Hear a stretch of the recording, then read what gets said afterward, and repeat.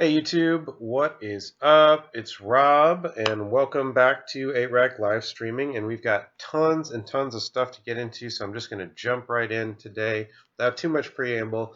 So, a couple things I want to get into. One, okay, so I want to try Myth Realized and the White Splash. I want to revisit it a little bit, and we're going to start here with Myth Realized, and I'll talk more about that. But before I jump into that, I just want to note something. Version of my 8-Rack, my Red White Lockdown deck took first place at with Nahiri. This like pretty close to what I've been running. Um, at Took first place at a South Dakota state final. Now it wasn't a huge tournament, but people did come from a ways away to come to it. So and it was it's small, basically low turnout because it wasn't SSG sponsored, but it's not nothing. Okay, so people are seeing it and doing it. Okay, so yet another one of my decks takes it. He took first place, by the way, with this. Now he went on this route. You may notice here he's gone the SSG Blood Moon route, which I'm not a huge fan of, but I mean he definitely made it work. The other thing he's doing is he's main decking the Chalice. So this is like there's two big ways you could do it, and this is one of them. I'll show you my take on this particular thing. Uh, I was doing stuff like this. No, that's not quite it. Hold on. Yeah, I was experimenting with a couple of them, a couple different ones. Yeah, here. This is what I was doing with it. SSG into Blood Moon with just massive creature removal. This is pre. And I was running Bridge main deck back then. This is pre Nahiri, and this is a long, long time ago. This is like probably 3-4 years ago that I was doing this, and it's not that much different. You strict upgrades, a bunch of strict upgrades, but you see the Chalice. Lightning Helix main deck. I'm going with Boros Charm here. I'll probably go back to Lightning Helix with Fresh Eyes. But this is definitely a taxi version with Stone Rains and Blood Moons. And obviously, I was experimenting at this phase. And I sort of left off here to do more stuff with 8-Rack at this point for some reason or another. But here is the same. This is the guy. This is what he won first place with. Now, I've been playing with it. Immediately, I wanted to tweak it a bit because I'm not a huge fan of the Timely Reinforcements main deck. I much prefer to have the Wrath of God effects, and it actually lost me 2 games. Same scenario, where in one game it was the 3 tokens would have been enough to stabilize, except I was facing down 3 flyers, 3 X1 flyers. So they just sat there, and the Wrath would have just won it for me. Right there on the spot, the Wrath would have won it. And another one where the tokens did nothing, and I needed the Wrath. So he's doing a 2-2 split of Wrath and Timely, probably because he expects to find a lot of like burn and like quick stuff.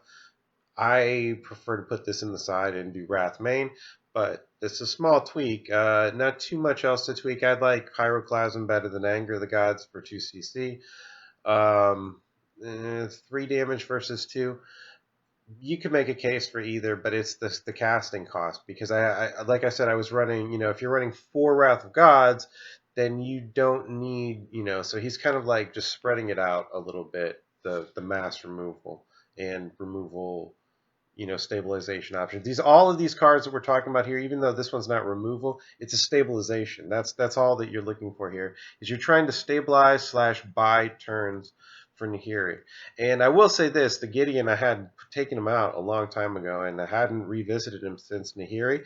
He works really good with Nahiri. He blocks for Nahiri like a freaking boss. I had a game where he just tanked, just kept tanking over and over, and he just got down to like one thing, and I was able to just alt with Nahiri, and he sacrifices himself to buy you that one turn that you need to alt with Nahiri. So she only needs 2, and he gives you 1. So if she comes out and then they drop a big ass critter or something scary that Nahiri won't be able to deal with or something like that, Gideon follow up is not bad. And so I really like this. I haven't come across the Elspeth. He's got her in here as a 1-of. So that's his plan B. Okay, so he's got Nahiri and these 4 as like the support for that / they can win on their own. So it's kind of plan B / support for the Nahiri finisher. And that's needed in a deck like this. Definitely needed. Now, I was most recently experimenting with, and I made a big mess of my deck, but I was most recent. I'll get back to 8-rack in a second here, guys. Don't worry. I know you guys are 8-rack aholics, but I did want to show my red-white lockdown fans what I was messing with, because I do have some. Have some people ask for it, and some people asking for it in the thread, in my old primer thread on MTG Salvation. So this is so my plan B for this, or my extended plan B, was Madcap and Elspeth, and the problem is I forgot that I'm going to need to take my Mind Stones out if I'm going to run this. I somehow miracled into it a couple times just naturally, and it made me, I didn't hit any Mind Stones, so I played like 5 or 6 games with this before I finally noticed, and then, yeah, it wasn't great. But the Madcap, this is just a test, this is sort of like he does a nice sort of intermediary here is what I'm looking for, and I think that if I dump this out here, let's just mess with this here. I want to show you guys what I'm thinking about here. We'll put the Gideon in here. Alright, so there's our Gideon. He's much better at blocking for Nahiri than Elspeth would be, or was. He fits better too. So we'll put that in. We're going to get rid of these Mind Stones because that will blow up the Madcap. Rid of Mind Stones.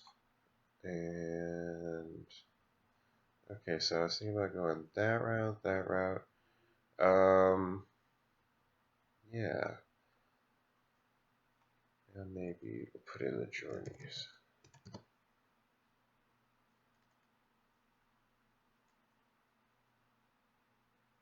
I wish this picture was on this. I don't like that picture as much.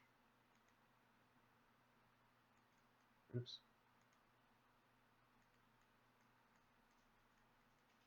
Alright, so that gives me a little bit better creature handling. So this looks really good. Boy, I want to mess with this. This looks solid. This looks really solid here. Because this comes down on turn 4, and it stabilizes you, / puts a pretty scary guy on the field. Now, Path to Exile will finish him, and then you feel really bad. But that's it. There's not much else that can mess with it. I mean, you can, like, Go for the Throat can hit it. Okay. Some things can hit it. But no, not too many people are playing the cards that are going to hit this. Most of the removals, like Dismember, you've got your Abrupt Decays, that's not going to hit it. Lightning Bolts and all the burny red stuff isn't going to hit it. Path to Exile does, and it catches some splash artifact hate. So it's not necessarily my absolute, I have to win with this. But keep in mind, this is just on top. That is just like a little, very lightweight, 4 cards total. To augment my my Nahiri package. This looks really good now, because that's what I didn't like, and I think that's what I don't like about his list, is that it's the Blood Moon is he's depending on it too much, even though he made it work. I think they just were not expecting it at all. But if you're playing on a slightly bigger tournament, they might be expecting it a bit more, and it becomes a little bit more of a gimmick. So, but in any case, so that's that, and I will be playing that later, guys. So I had to do a little deck tech, or a mini deck tech on this. Replay watchers, please tell me what you want to know about this, if anything. Okay, let's see what we got here. I'm going to put this up. Don't worry, I got my chat all squared away here, guys. I can even zoom this out a little bit, usually. Yeah. There we go. See a little bit more. Okay, cool. Let me read this. Oh, cool. So I got some forum people here. Great. Welcome. I got Fear the Reaper in here. Great. So yeah, I'll get back to it. Don't worry, I'm going to get back to ARAC here. But this is just what I was messing with and what I was noticing. So today I wanted to do moving on. I got some interesting 8-rack stuff as well. So what is this? Super Friends question mark. I've never seen that symbol before. Weird. Usually it's just this when it doesn't have cards. Okay. All right. Where is it? Okay. Oh, there it is. It hides. That doesn't want to refresh. Okay, cool. So here is my 8-rack with white splash. I'm going to start exploring the white splash a little bit more. And so here is my my first take on it, this first go at it.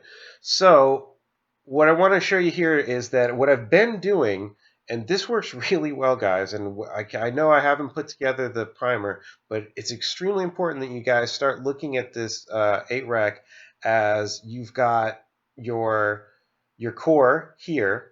And what I do is I just make copies of this core, and then I just add in what I call a snap-in package. So I got 6 cards. This is 54 cards right here. So I just I take the core, and then I just I add in my snap-in 6 cards, which in this case, this if it was mono black, that could be your 4 smallpox and 2 lands. That could be your 3 visitors, 3 rats. That could be your 4 bridges and a land and another removal or 2 removals.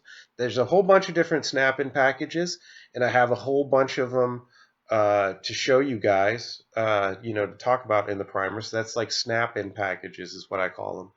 But in any case, the 6 cards that I'm counting for here, I got 4 myth realized and 2 smallpox. So there's my snap-in package. Now, if I was also considering maybe doing 3 myth realized, 3 lingering souls. So lingering souls is in there as in a consideration.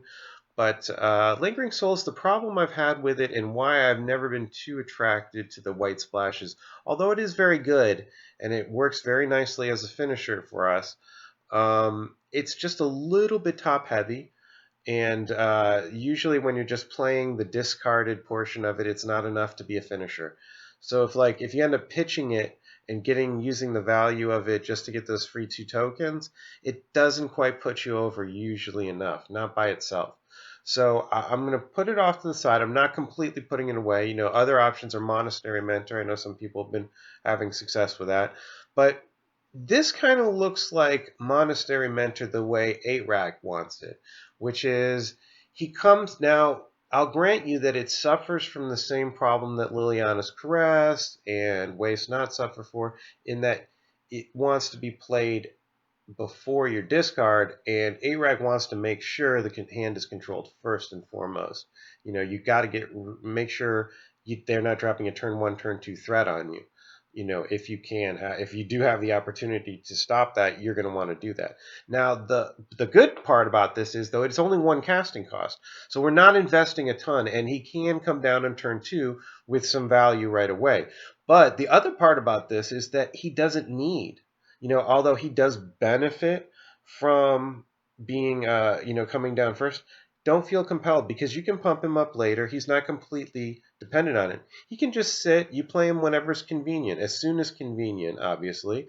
But you play him whenever it's convenient, and he can sit all we need is 3 lands. I rarely, even in Red-White Lockdown, you'll rarely see me get, 2 triggers on him in a turn. So he basically functions 100% at 3 lands, which is our cap. And he's pretty good inevitability. I've used him in Red-White Lockdown, which has far less control over the board compared to 8-rack, or control over what's going on, than 8-rack does. It's much more reactive, whereas we are proactive and we, manage things a little bit more reliably.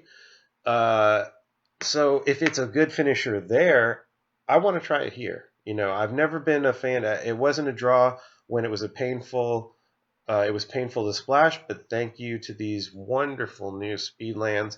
These are ABU duels for us. Formerly, we only had the allies. Now we have the enemies. So basically, we can really look at splashes in a whole new light. I was formerly very against splashes, but based on these new lands, we can get an almost painless package. When you add in this, and very few pain lands in here at all, and then when you think that these can be tapped for black when Urborg's in play, no big deal. Now, it does force out, any splash, in my opinion, forces out Mutavault. And if that happens, then you need something anyway, so I use the man lands. You could do like a 2-2 split of Shambling Vent and Dakmor here, but I've just gone with the man lands. So in my other splashes, and it's worked really well with the Creeping Tar Pits in Jace Rack, performing very well. Now, I will grant you that this is not a great land. This is one of the weaker ones, but it is a man land, and it does have lifelink, and I've used Needle Spires, which is far from a good one. It's not the best, and I've gotten some good value out of Needle Spires in Red White Lockdown. So let's try it. And hey, it's lifelink. That's something. We don't have any access to lifelink other than that, so it's not the worst thing to hide in the land. So I'm anxious to give it a try. I have not tried this. This is my starting point here, so you guys can see where this is going. Let's see what your comments are here. Sorry, this is supposed to be permanently up. Okay, so now it's permanently up. Make sure everything looks good. Okay, good. All right, so splashing shouldn't use enchantment removal for Leyline. I don't know. I'm not scared of Leyline. I don't see it very often. Morning, Michael. Okay, so let's give this a try, huh? This looks good. And I will run this in... let me warm up with it at least once. But I will give it a try in ranked here in a second. Alright, let's rock it.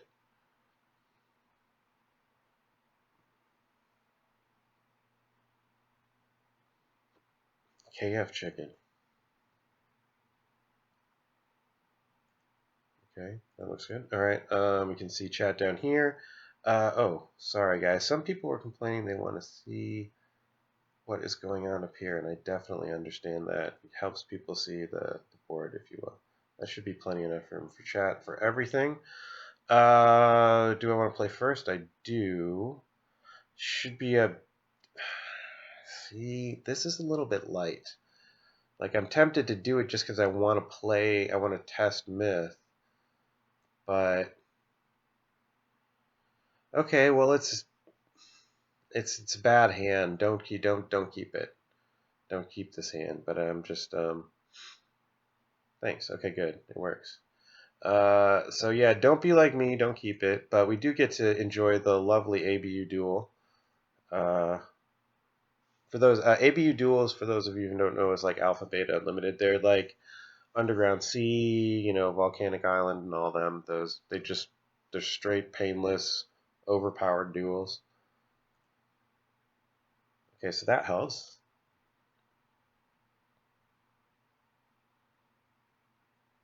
So here it's interesting because normally I would probably want to just wrench, but for here I think I get some extra free value by Inquisitioning first. I don't think it's gonna hurt me to do that. And I want to see what he's going. He's got snow covered, so he's playing control. So be interesting to see what he's got going on here. So wow, it's a muck. I was just looking at my muck earlier today. Interesting. Okay, well, I don't really need to worry about shackles too much. Ugh, 2 condescends. I mean, what is this? Defender flash flying. Oh, it's just Defender. Okay, so I don't need to worry about that. But it's an interesting choice. I would think you would want something offensive.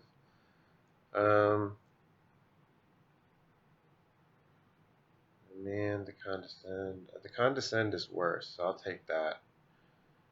And then I'll just do a free swing with this.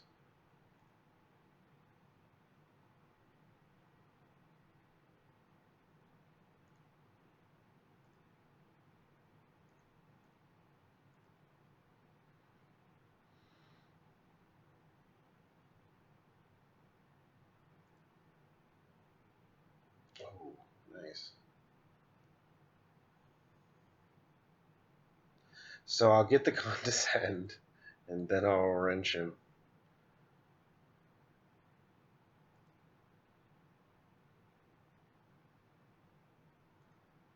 Definitely get a condescend unless he uses it. This baits in it, so he remands it. Okay, that's fine actually. That's totally fine.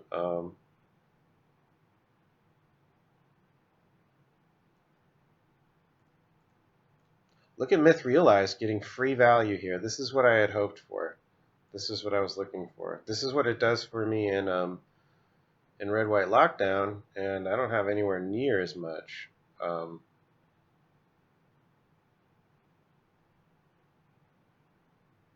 Control over what's going on. And like I'm completely, totally victimized by blue and red white lockdown. I hate that.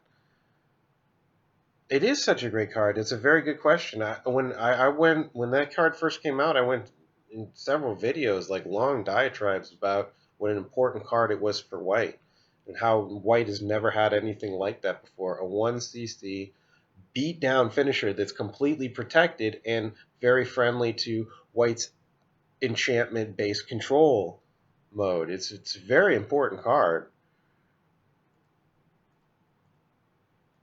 White's never had that before.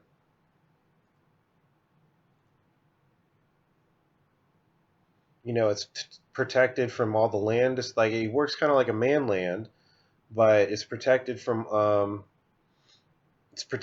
lot of different stuff. So here, so the condescend, got the other condescend. So here, now he's got that thing to flash out, but it needs 3 colored. So he can't actually flash that thing out yet. So keep that in mind. And it'll trigger off everything. Every single thing in here. The rack included. I mean, it gets some really good value out of it. So, let's see. Yeah, cryptics. Yeah, the cryptics hurt. The cryptics definitely hurt it. But that's only going to hurt it. I mean, we'll see. See what happens here.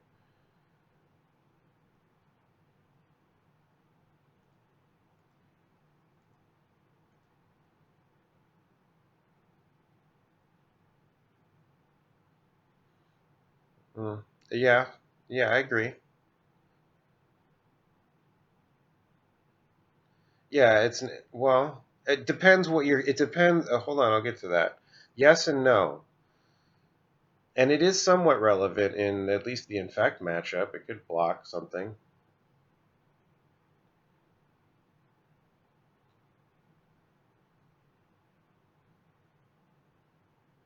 Well, you're going to use Colonnade. I mean, that means you have to play blue. White doesn't need to always be beholden to blue.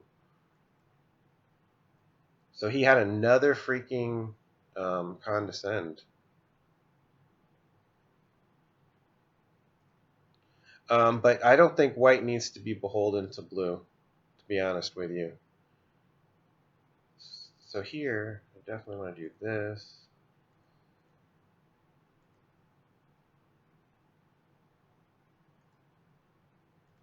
I mean, even if he does bounce it with the cryptic, I would say I've gotten a pretty good. I would say I've gotten a pretty good, some pretty good value out of the myth at this point. Now he can bounce it at this point, and he can block it and everything else. However, I have this.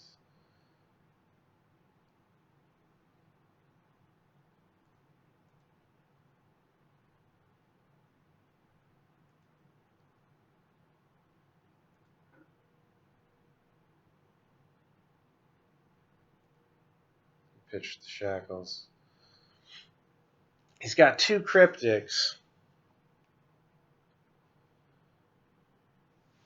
I mean, why not? Okay, so he bounces it. He can't block it with the other thing. He's got 2 cryptics and that blocky wall thing. So I'll swing out.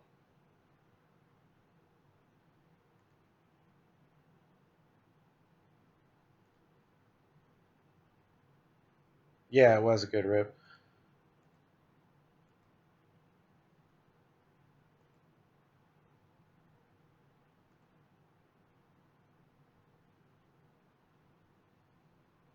I thought he would have tapped it, but I guess it doesn't really matter. No. He's got to bounce it down. Never mind. So he bounces it, but what? Okay, so it comes back out. It's fine. There's one cryptic down.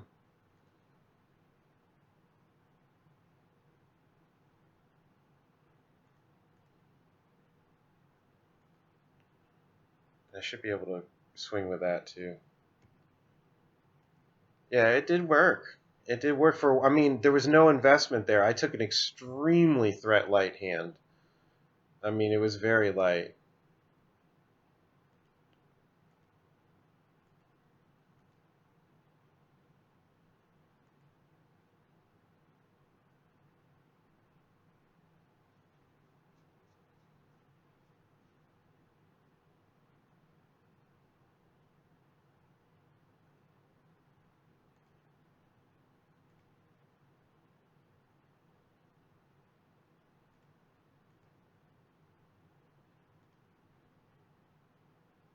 I think I'm better off pumping it. I think I'm better off pumping it at this point.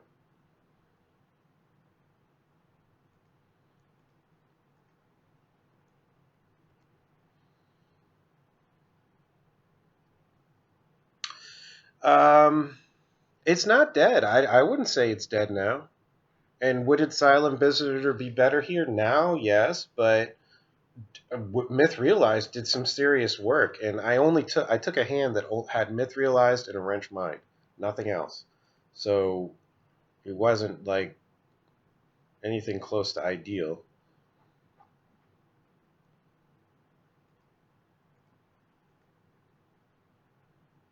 Yes, it should be. Oh, you want the list in the thing? I don't have that yet. Sorry. I'll post it. I'll update it.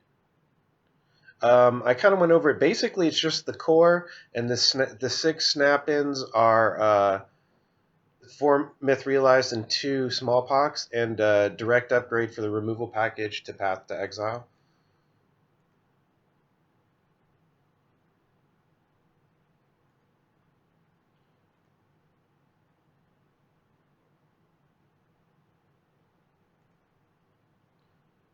See, he's going to try and block with his little flashy guy, I think. That's what I was kind of hoping. Oh, never mind. He's going to just tech edge it. That works too.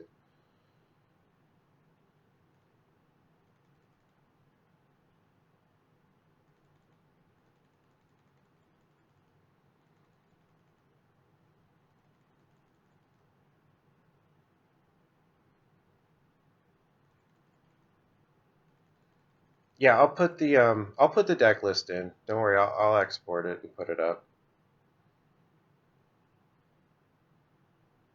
Damn.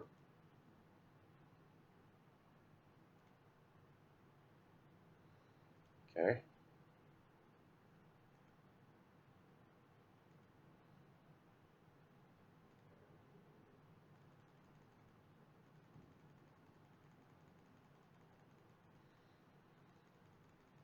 Yeah, it's nothing crazy. Just I kind of did what I did with the land base. I did the exact same thing with the blue.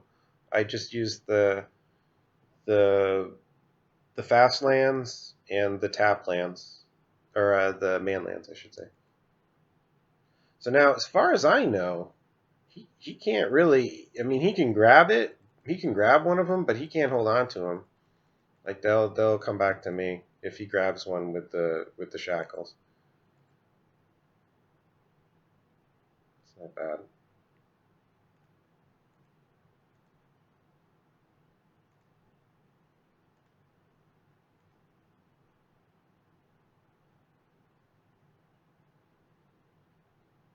I feel like I should force him to grab one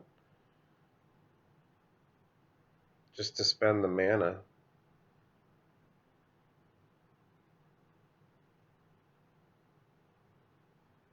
I want to make sure it works like that. In fact, I know it works like that.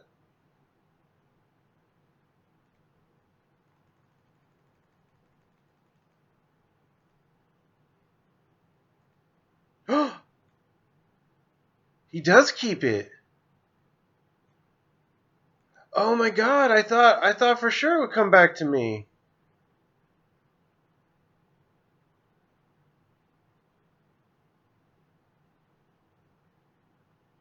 I thought for sure that would come back to me.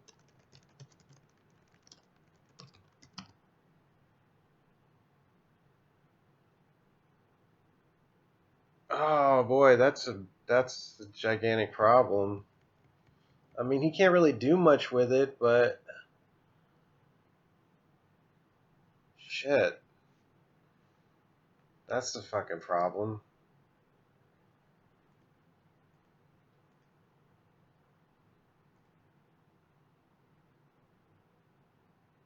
I have the other one at least. I guess, is that right? Was that a blunder? I mean,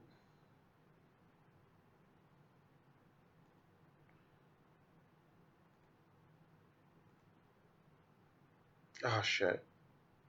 Damn it.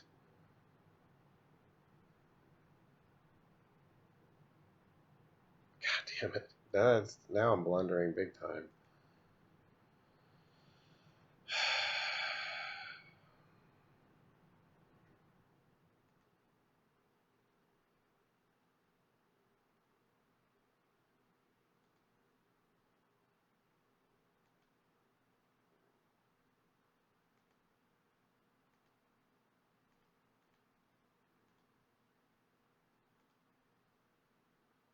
All right, well, he can't. He's got one, but he doesn't have both. And both of them are pretty significant at this point. He's got rack ticking, so he can't activate. Raven's Crime, love that card. Anyone not running 4, I just don't get it. It's great.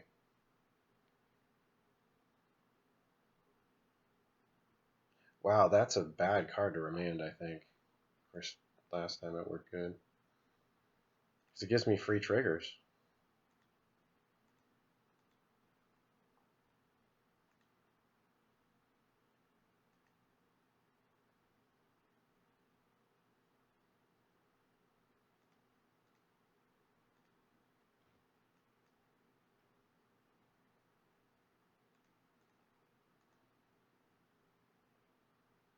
Okay. I got him a couple different ways here, I think. Well, I guess I had to learn a really ugly lesson there. Because some things like it won't stick to a manland though. Don't the manlands fall away? Am I wrong? I swear I've stolen manlands before, and then when they turn off, the manlands fall back. Does anybody have info on why it works like that, or am I just totally wrong? Or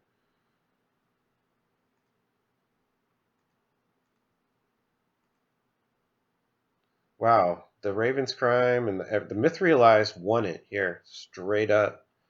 The Mythrealized finished it, so it did exactly what I want out of a Plan B at 1 CC, nonetheless. So it did good for me there. I should be okay. I should be okay here. He took a really greedy hand, and he got most of his greed out of it.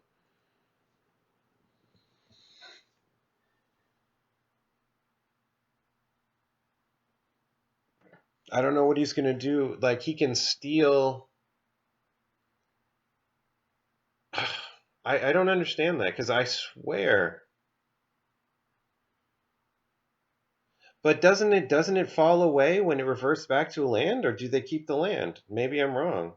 Yeah, I guess I'm just remembering it wrong because I swear I've tried to steal manlands and then they just fall back. So it's like not good against Colonnade, I recall. But hey, that's a really good lesson to learn. So I don't mind learning it, and it didn't even cost me the game. So even better. So I got a one lander here, and I'm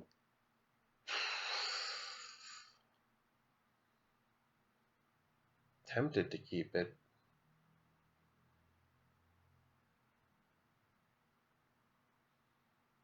Yeah, Myth just crushed.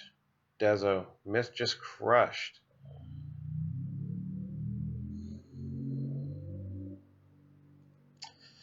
I always keep them. I keep the ones that I'm not supposed to. Don't be like me, guys. Don't be like me. It's too risky. I could get. It's you're putting everything on this. If I don't draw lands, he wins. So it's like you're putting every single thing on this.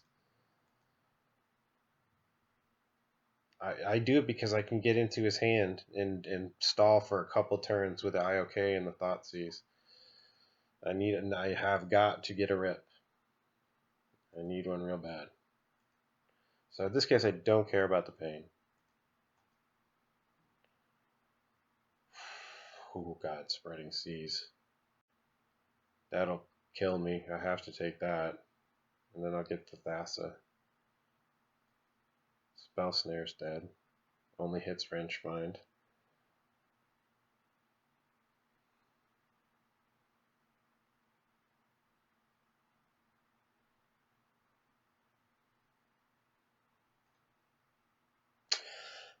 Working out. I've got to get that Thassa. That's too... He'll go crazy with that. Seize Flame, what is that? Really? He's going after my lands. Okay, whatever.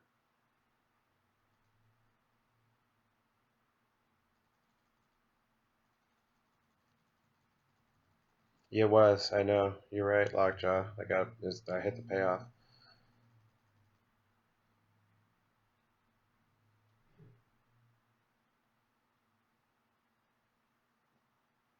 Yeah, please see. He's targeting his own land? Wow. Holy wows. He's land screwed. Maybe you want to adjust your list there, buddy. If you have to do that, I'm not sure that's good value. And I hit it. Wow. Okay, well, so now what was it there? He claims Spell Snare. He ran Spell Snare, not Spell Pierce. That's what I thought. Okay, good. Spell Snare is Spell Dead. Well, can't really say too much about that. It worked out, so sometimes that'll happen.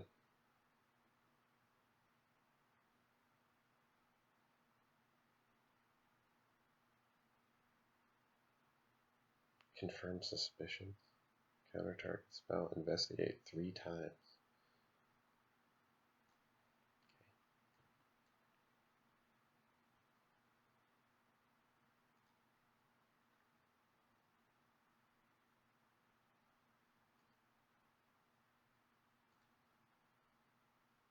Okay, got him. I mean, I had him. Definitely had him there. Nice. So I liked it. Myth did not come into play on. Myth didn't come into it on turn 2, guys, or on game 2. But he did exactly what I wanted to and predicted that he would do in game 1, which is he's a low investment finisher, and I think it's really good to look at now. Now, the question is that over Lingering Souls, which is undeniably a pretty strong card. I mean, it's been pretty well proven to be a great card in Modern. Discard hates it, Blue hates it, lots of different decks hate it. But we have so little room. This is why I haven't been into it too much, because we have so little room in our snap-in package in those 6 cards. We need those cards to be able to put the game away. Lingering Souls does usually do it if you get the full 4 tokens. If you don't, it feels a little bit not great. You don't want to just get half of it because you had to pitch it to Liliana or something. Doesn't feel as good. But it's worth testing. We can definitely test. So let's try it. Let's just... What the hell, right? Let's just jump right in and play a ranked game.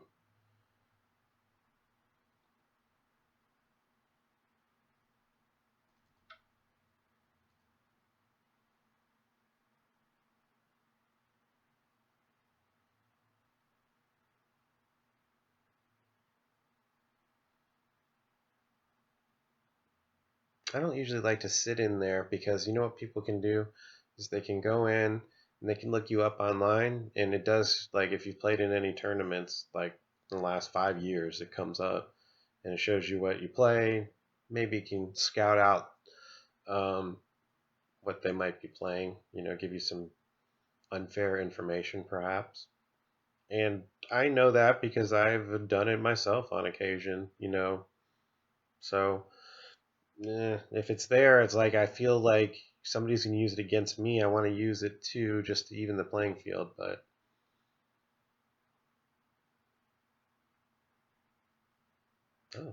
nobody wants to play. I have to go back to non-ranked. It gives me a good chance to grab a drink.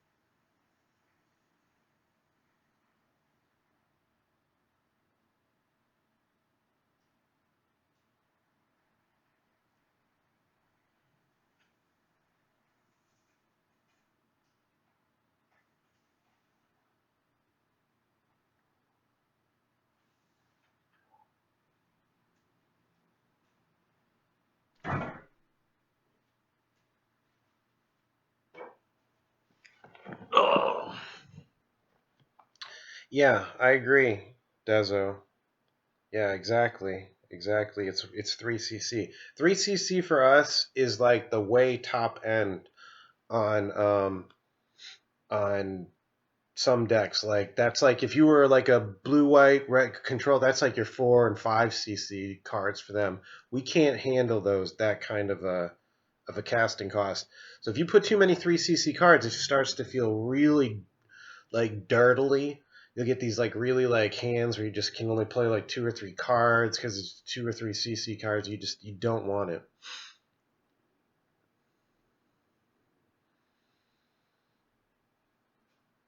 Okay, so here we go. Finally. So what you're saying is you don't like them together, but do you like Myth Realized in 8 rack by itself? All right. So here we go. That looks okay. It's okay. It's a little light. I have the Raven's Crime to prevent a land flood. So, okay, great, good. All right, so let's do this. Definitely a keeper.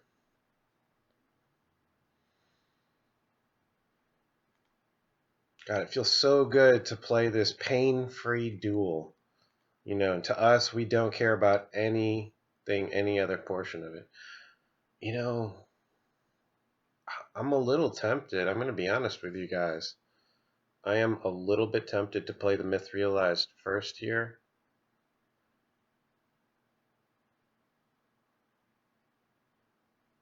For maximum value. It's a risk. If he plays like turn 1 Glistener Elf, I'm going to feel really fucking bad. Nah, I won't. I'm going to play it the right way.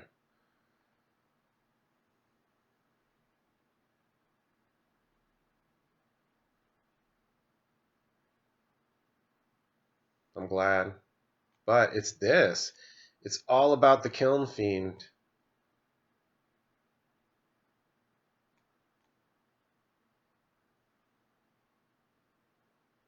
See, here's the problem. I'm going to take the Kiln Fiend, but the real problem here is that he's got 3 Git probes.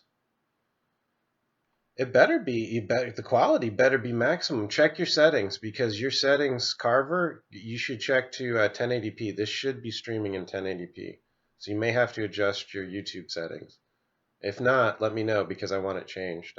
I spent a long time trying to upgrade everything, so yeah, let me know if that's not working.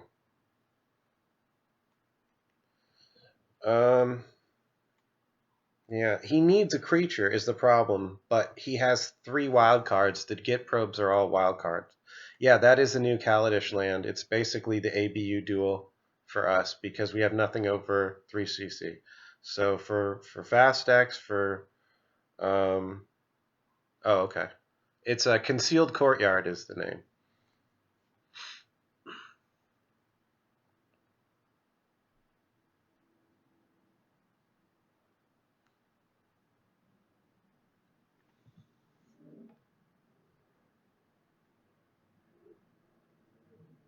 So he's going to want to like triple Git probe me here, which is painful.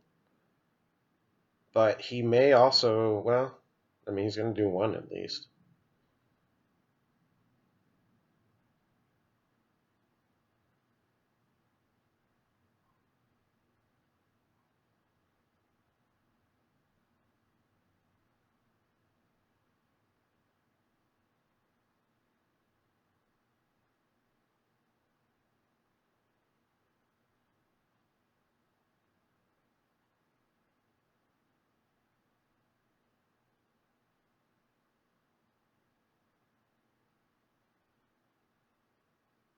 Another card I'm going to look at is Monastery Mentor, but it suffers from the same kind of some of both of the problems from the other 2 cards. It suffers from the Mithrilize problem, where you want to play it before you cast your spells, and it suffers from the Lingering Souls problem of being 3CC. So it kind of has both downsides, but it puts the game away. I mean, it will put the game away on its own better than either of those 2.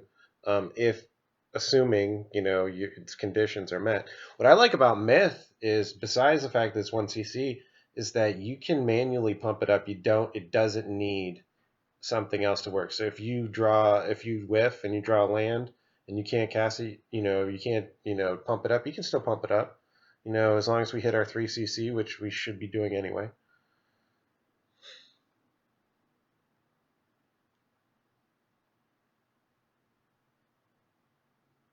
It doesn't work well. I tested it. Oh, you're saying, okay, so you're saying the Mentor needs 23 to 24 lands. That's a lot. If you're saying that's what it needs to run, that's a pretty big sacrifice. I would run 23 to 24 lands to support a Smallpox, because Smallpox is extremely potent when it hits. I can't really justify running 23, yeah, maybe 23, 1 land and a So you would do like 4 Mentors, a land or 2, 4 Mentors, a land or 2, yeah.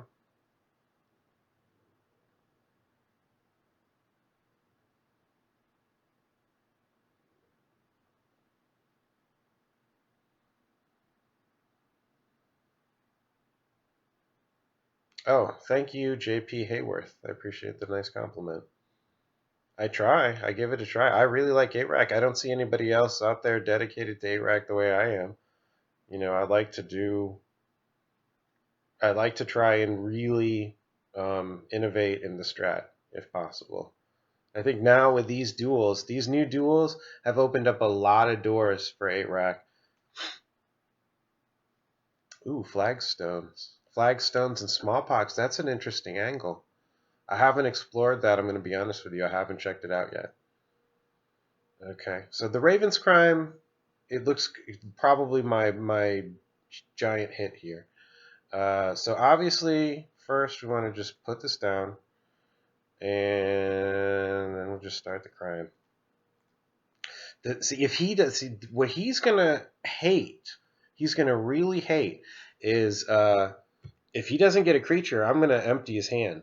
Like he's got to try and I'm going to probably double crime next turn, if not triple, depending on what I rip. Yeah, flagstones and smallpox. Well, see, the problem with flagstones and smallpox is now it's turn 3, but I guess I don't know. I guess it could work, sort of. I guess if let's say you had turn 1 Urborg, turn 2 flagstones into smallpox, that looks disgusting, but yeah, depending.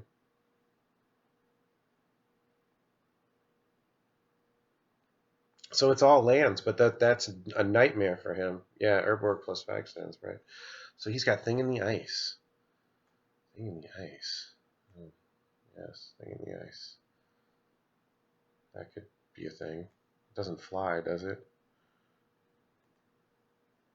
Oh, wow. He hates me.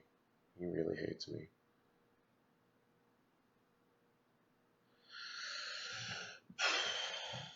So I kind of like just killing that thing. I really just kind of want to kill it and be done with it.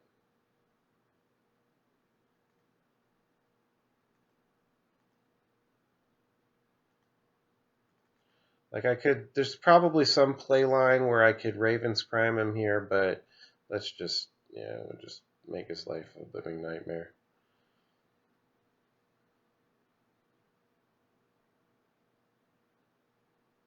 Yeah, I think so too, even after a couple Raven's Crimes. So just kill the thing and then be done with it.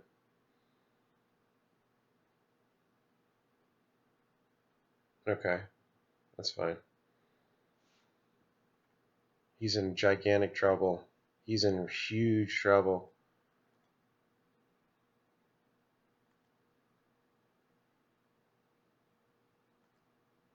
Look at the myth realized, guys.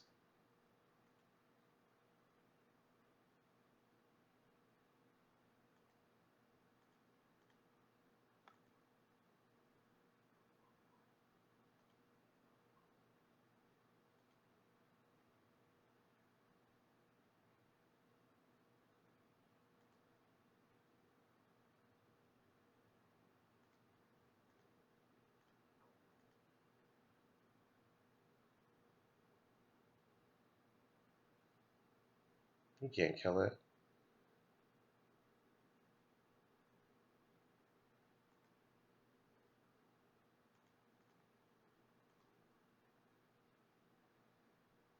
Pretty good.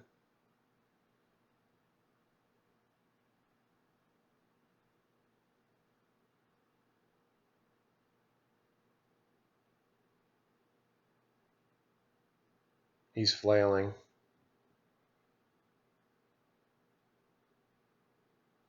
Yeah, I do. Let me do it right now because I've had a few people ask already. So here it is. Let me just do it right now.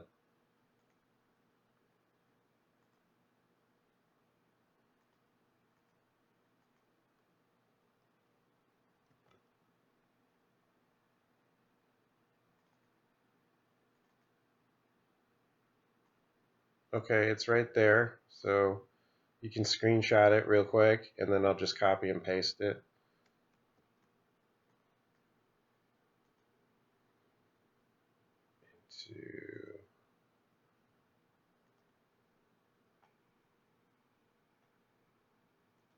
Yeah, that should be everything.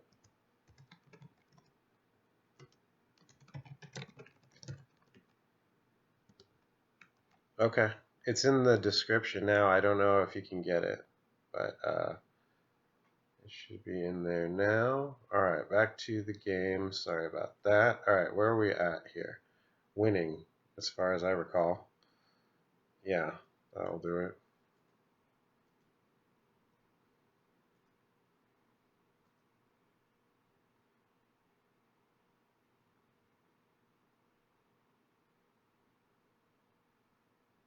And again, this is my first run through. You saw me. I just got done putting it together. I was working on my primer stuff.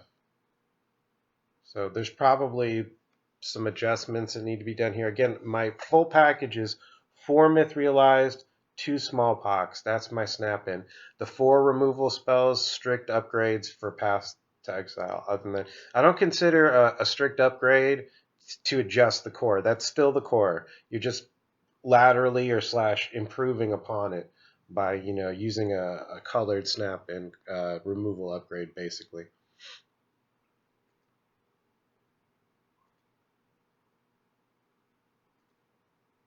Did I skip my combat phase there? I should probably shut the fuck up and play my game, huh? I just gave him an extra turn. It's not the kind of thing you want to do. Oh, okay. Well, he scooped. Okay. I don't think I need anything from the side. Timely reinforcements, maybe, for chumps. Might help a little bit. I'll throw in 1. I don't want to do too much. The problem I have with that is the casting cost, obviously.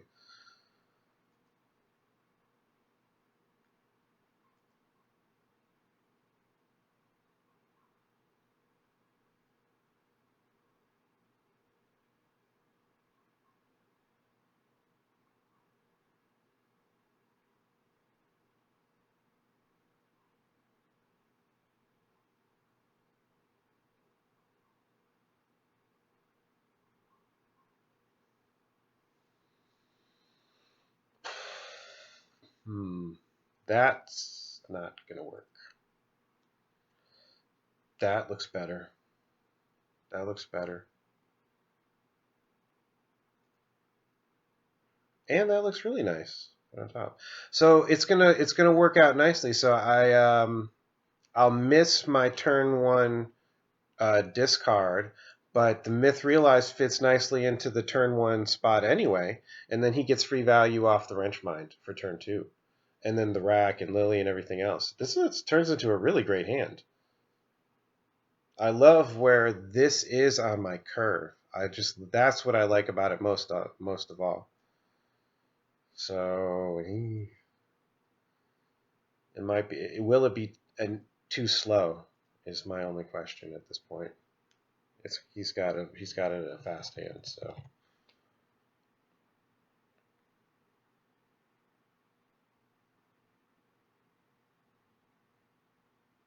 Yeah, I'll gladly chump if it looks like I might be in lethal range next turn. I'll chump with a Myth if that's what it takes. No, it's not gonna be like that.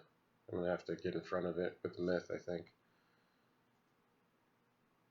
Raven Tramp's not bad.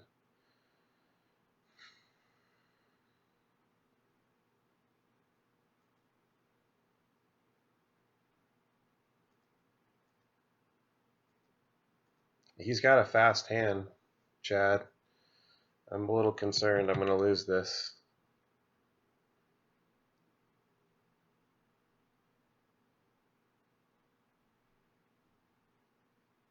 We'll see. But thanks. I'm glad you like it. They're all babies, though. He doesn't have the pumps, or at least he hasn't shown that yet. He doesn't seem to have them. My Myth might be able to get in front of him here.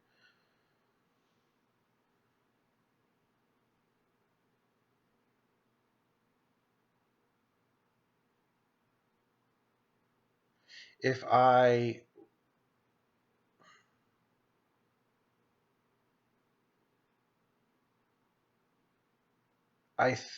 so what I'm thinking here is that I want to Wrench Mind him here. I got a lot of ways to go with this. I was going to Wrench Mind him and then save 1 mana for the block, because it would kill but if he triggers something, then you won't even have the block. Yeah, I'm gonna strip his hand. The question is, do I play the Rack? And all right, well, either way, he's getting wrenched. But the question is, do I hold out for the block, or do I play the Rack and go offense? I think I play the Rack and go offense here, because if he gets something to trigger, I need to be ahead in the race. I think that's the way to do it.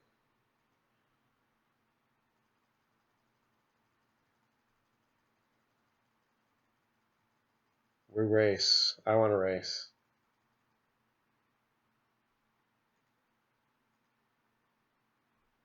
Shit.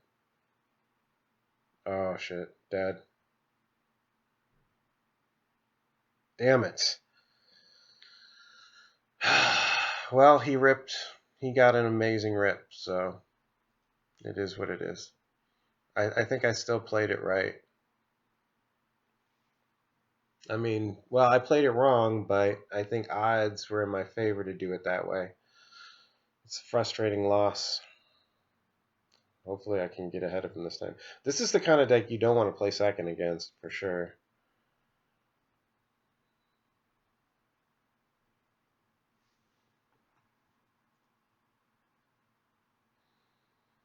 Okay. That looks really good.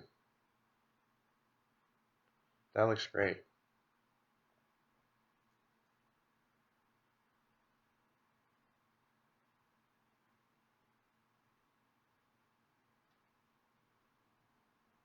I should be able to get some stuff going here in this one. Alright, so only got the Kiln Fiend and then the Thing. I don't really care about the Thing.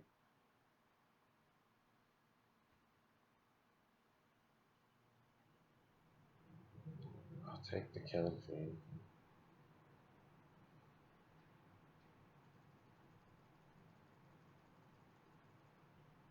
Next turn, Myth and Crime.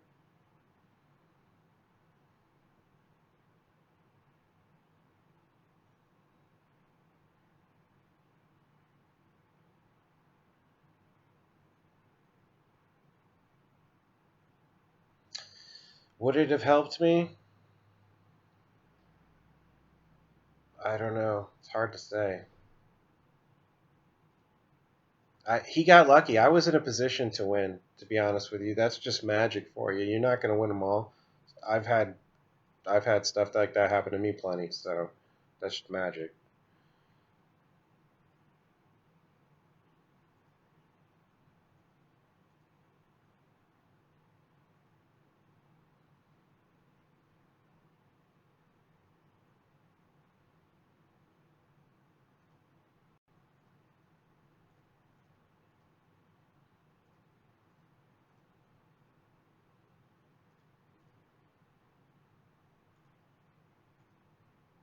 Okay. So the Thing I can path.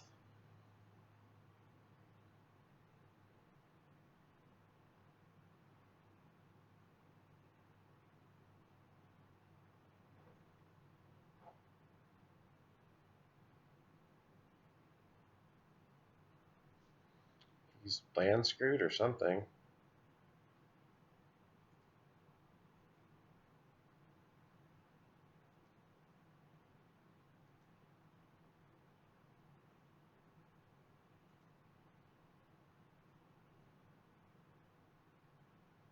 Dumps Thing. Weird.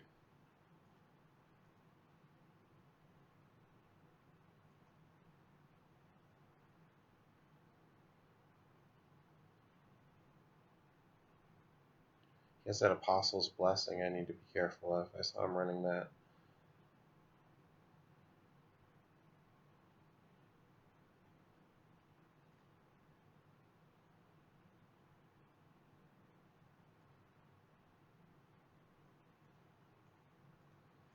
Definitely want that killed.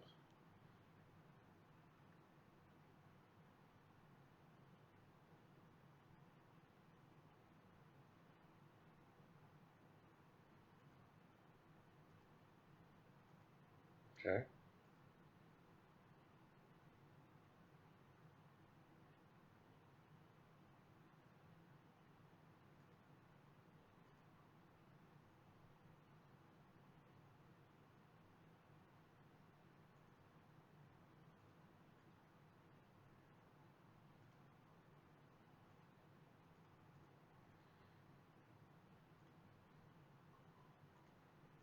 Okay.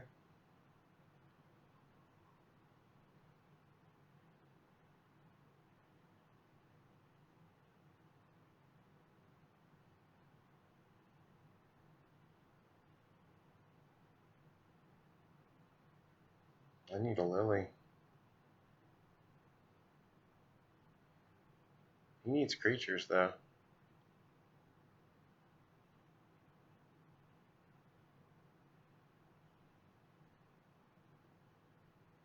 The thing.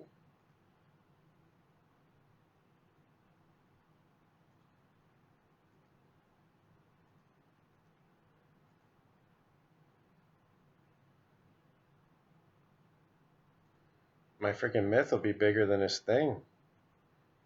And it's not even triggered yet.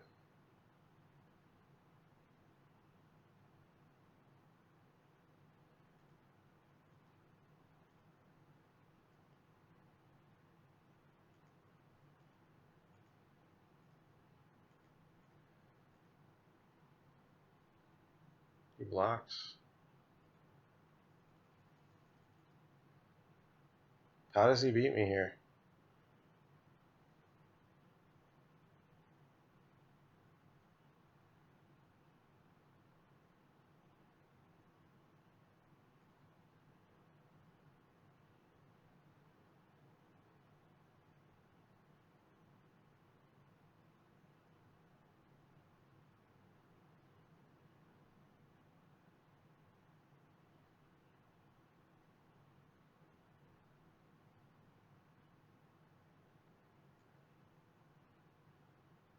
Oh, Lord.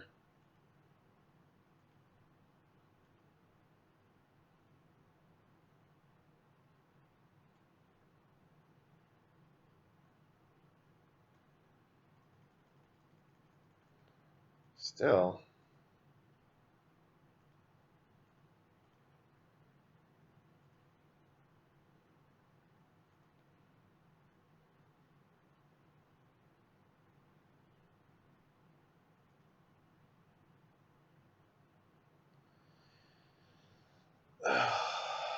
Do I swing or do I block? Does he have, like...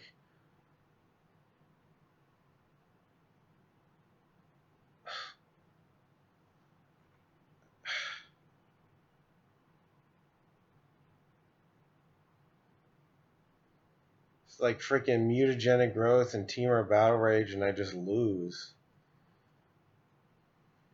I gotta play it like this. I can't play in fear.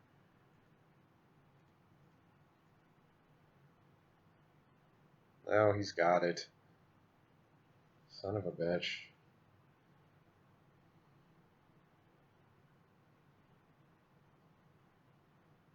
Well, 14 damage in one turn. Can you do it? Probably. With 3 cards and a dude.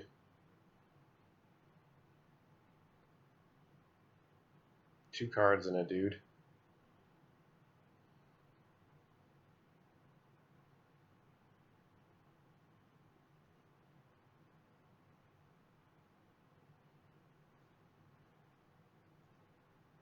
He's dead. He just killed himself. He's dead, I think. He just killed himself.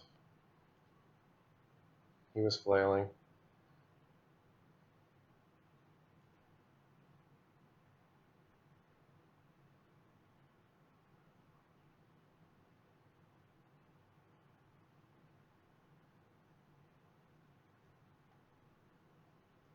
I don't have to do anything now.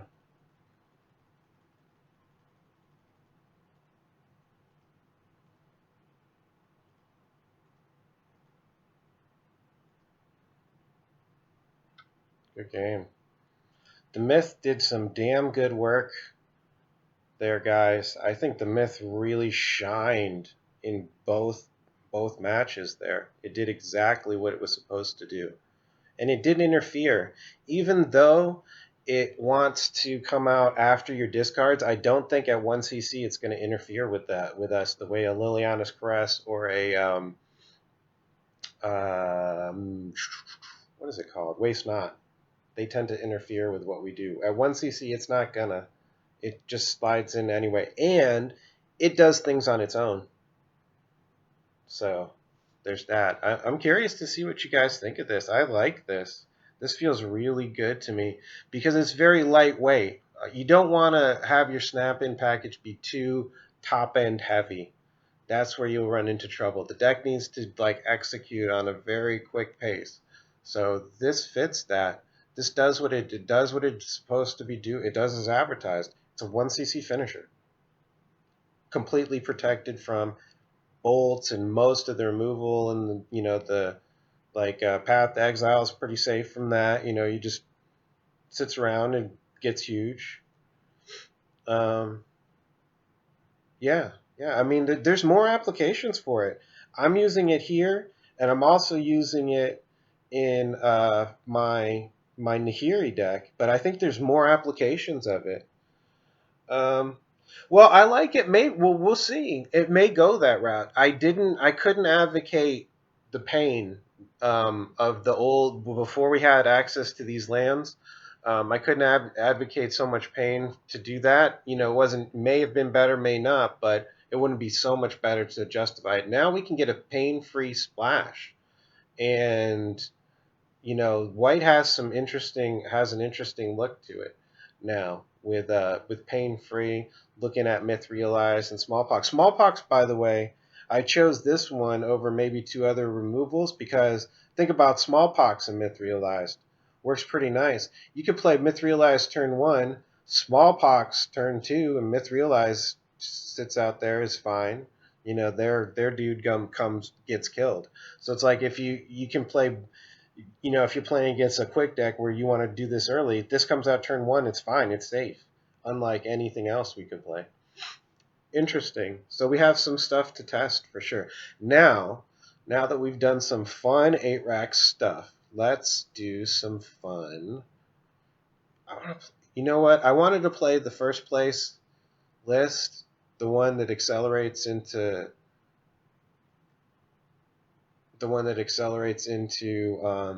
Blood Moon, but I'm going to play my own. Because what I did with that, I just want to show you guys real quick. For those just coming on here, I changed it up just a tiny little bit. But I want to play with my Nahiri deck real quick. I'm calling it, I got to get a better name for it. I'm just calling it Boros Control. Come on. This needs a much better deck. Nahiri Lockdown.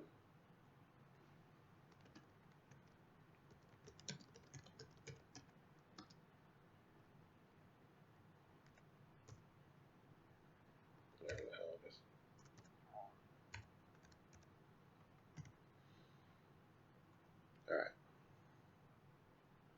Alright, let's play with this now. Do another ranked match.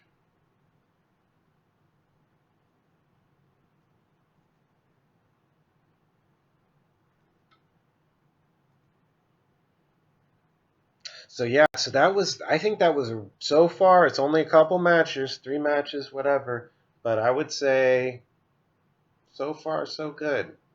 I like where it's at. It didn't feel out of place at all. It felt like a natural part of the deck, like it was meant to be there. A real smooth extension of the strategy.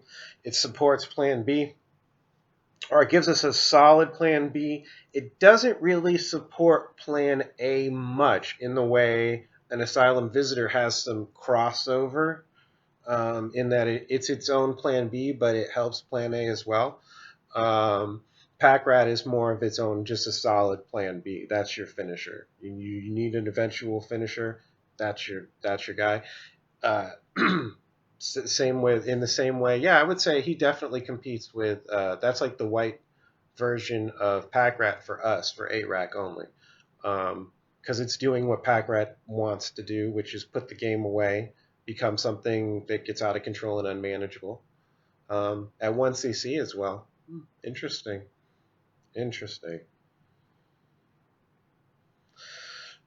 Whew. Well, maybe. I'll try it. I don't know what I'm up against. It's light, obviously.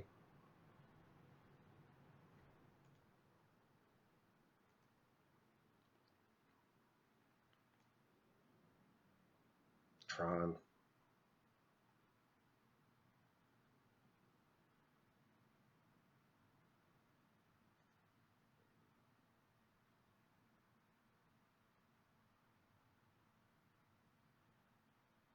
he's land screwed. I'll take it. It's ranked, so I'll definitely take it. This looks good.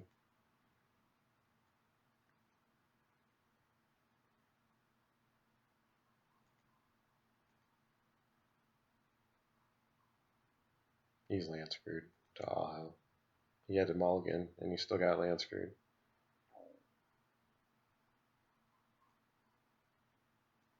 Here, I'll demoralize.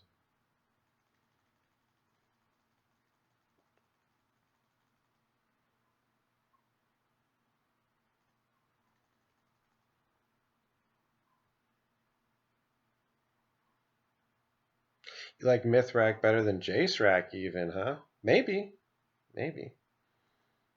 We'll see. It's good to test. It's good to test. The problem, it's not a super fair comparison now, because keep in mind, Jace is meant to do a specific thing, which is be a long grindy. Jace doesn't try and do everything that regular 8 does. Jace is for those people that, like, you've got your control addicts that want to just play like these really long, draw go-y, grindy matches. That's where Jace can hang and shines, I think. But yeah, it's fun. See, we have more options now than we have ever had before. Okay, so he's playing that. The Stony Silence looks really good. Pithing Needle looks pretty damn good. What don't we need? We don't need this.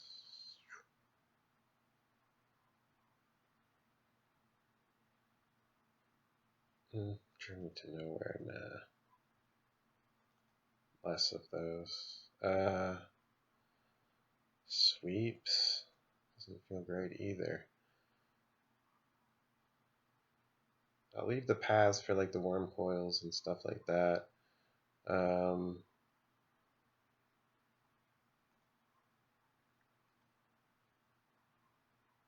Off-World Trading Company. That's a great game, by the way.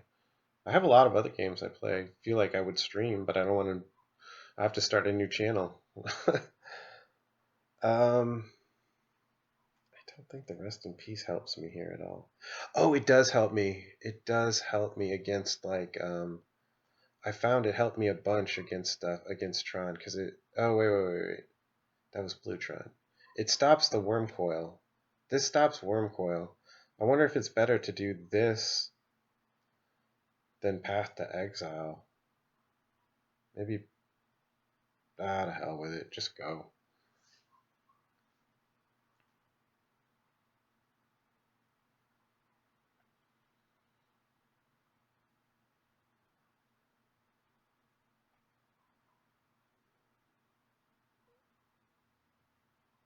Oh, that's gone.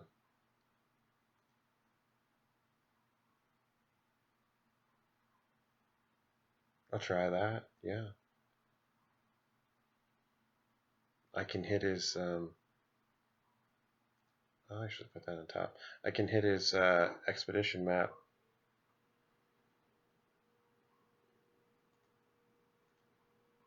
Even if he plays it turn 1. Oh, it is Plutron. It is Plutron.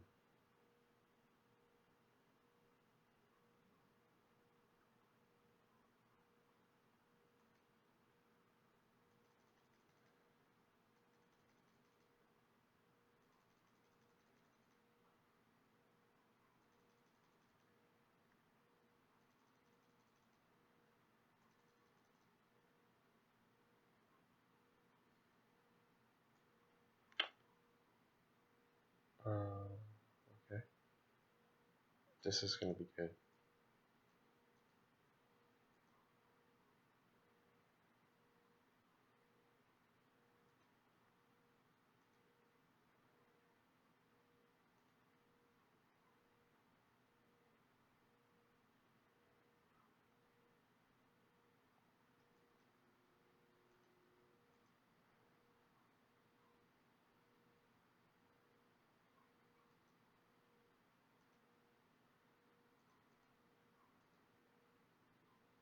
I think that's going to hurt him.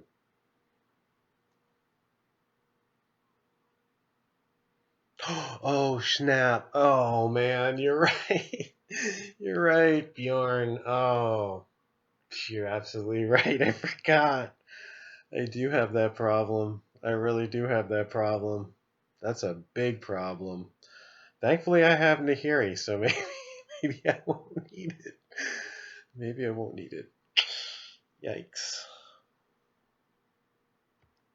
Thank you. See, I made the stupid freaking problem of putting the. I gotta get used to it. I'm still learning, with the card. I'm definitely still learning.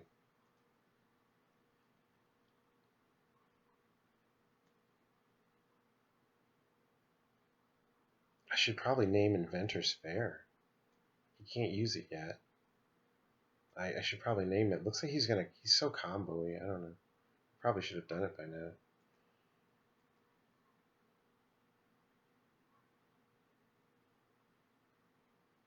So I have a 1 in 4 chance of hitting my Empyrean. That is not good odds.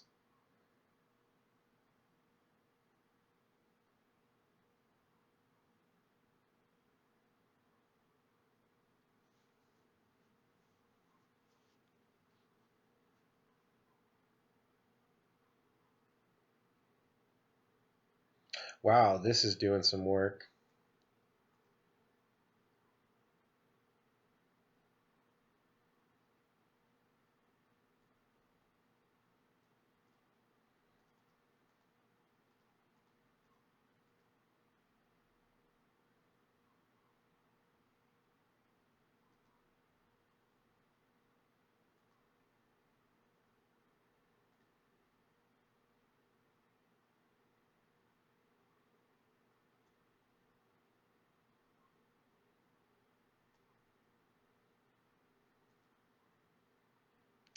So, wow. Uh,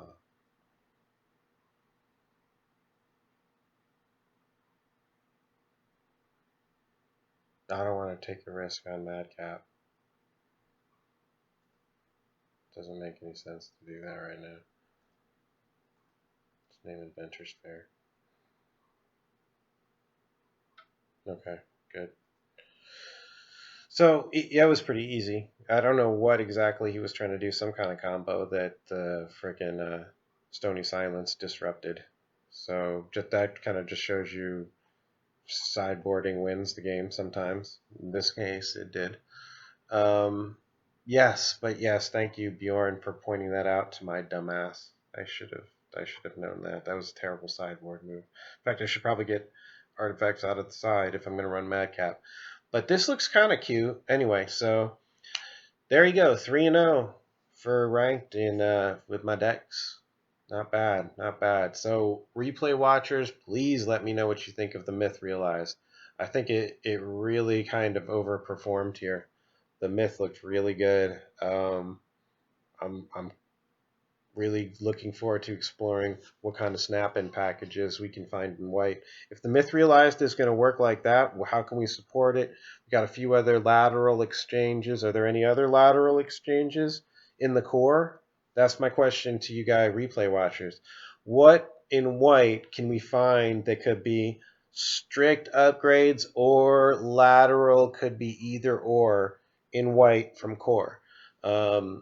What can we find other than the path to exiles being, the removal of choice, obviously? What else can we find?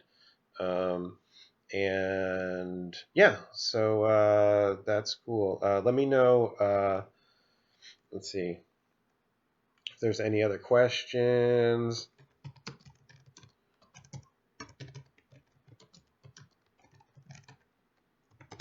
Yeah, just let me know if there's anything else. Let me know if you would like to see something like I was gonna do something like this because I got this crazy thing. I got this card just randomly. I got a Time Twister. And I was thinking I have no use for it. It's cool as shit. It's Time Twister. I was thinking about doing some kind of like giveaway somehow. So figure out what would be a cool way to do like a giveaway for Time Twister. I want to like get views up. Maybe like that'll be like a reward if I can get like a certain amount of views or something. I'll do a giveaway or something like that. So I'm interested in what you guys think. But this is what I want to put up. I'll put up the Time Twister. It's nothing major. It's just a just a card, but whatever. It's worth something, and it's cool. It has character, so I like that. And help me on my madcap. I'm trying to run it here. I think you see what I'm trying to do here with my Nahiri lockdown, and I like this approach better than the all in with the whatchamacallit that than the all in on the Blood Moon, because Blood Moon, it doesn't end the. I've had problems with Blood Moon. People play around it. They're gonna play around it. But yeah, duck to duck. Get in there, definitely. Make your mark. Make your mark. But I'm really thankful for all of you guys, you fans. I do this for fun. I do this for myself and for fun for myself, and because people seem to enjoy it. So let me know how I can do better. Let me know what you guys think would be a cool idea for a giveaway. Let me know if you want to take all of the non-8-rack stuff out of this channel, or do you mind if I do like, so you see I have like my other little pet. Yeah, I know that Mind Cap into Mind Stone was freaking stupid, but I did this. I almost did the same damn thing with Pithing Needle. That's pro tech there, right there. But yeah, help me out on that. But let me know if you want to just like get rid of this kind of stuff. But I think for it will always probably be this certain things. Budget for the giveaway, I don't know, whatever. I'm just trying to think about it. I just want to give something away that I thought would be cool, so I figured I'd throw the Time Twister out there. I think it's like $15. It's not too much, but it's better than nothing, and they're kind of rare. So, it has a lot of characters, part of the Power 9. Interesting. I don't think it gets much play. 3 wraths instead of 4 because I run 1 Day of Judgment is the answer to that. And why do I do that? That is like first of all, that's what I have. Second of all, I used to do it way back in the day because Extirpate was being played, and like I was worried about they naming Wrath of God and just defense on it. They're basically interchangeable, and it's just what I have. Smallpox against Coco. Yeah, definitely. I could see that. Good. Rats on that. Rats on that. More strategy while you're playing. I'll try. You remind me on the chat to like, hey, what are you thinking here and there? Because sometimes I get lost. Like it takes a lot of my concentration to sort of to do it. But I'll try on that. Good call. Good call. I'll be sitting there thinking, and then you guys see the conclusions. But I want you guys to see my thought processes too, because I think that's what really helps people play the deck. It's not an easy deck to play. 8-rack is not. But yeah, once again, 8-rack with Myth Realized, doing some serious, interesting work there. I'll throw it up again here one last time. So this again, the snap-in package, 6 cards, Myth Realized, 4, 2, Smallpox. Adjust mana base to taste. This is my mana base.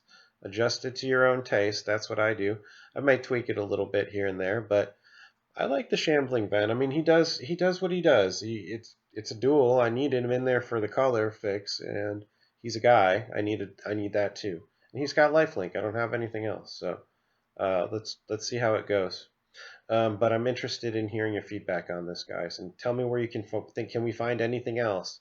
Can we find anything else that could maybe strictly upgrade some of these things? Like, I mean, I know it's not a consideration, but it's called like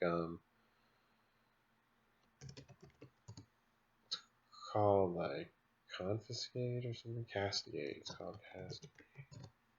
This card, like, I know it's not, but like just to get the ball rolling here, are there anything else? Is there anything else we could do? No love for no. I had a Johnny Vengeance does not pull his weight anymore. Johnny Vengeance. Johnny Vengeance needs the bridge. Without the bridge, forget it. He'll never ult. But Gideon Jura does pull his weight in that deck. Gideon Jura blocks for Nahiri like a boss. He's hard on his own to deal with because he just controls the thing. Like all the swings come at him. No questions asked. So he's buying you a turn. Buys you a turn, buys Nahiri a turn. And they'll only need 2 turns. So for Super Friends, he's a good protector. Again, let me know what you think. Post your feedback. Post your sub. Please subscribe. I really appreciate it. You guys rock. Go YouTube. I'm gonna keep it going strong, ad free, and yeah. Let's see how it goes. Let's check it out. I'm interested. Myth realized. Nate Rack. Nice.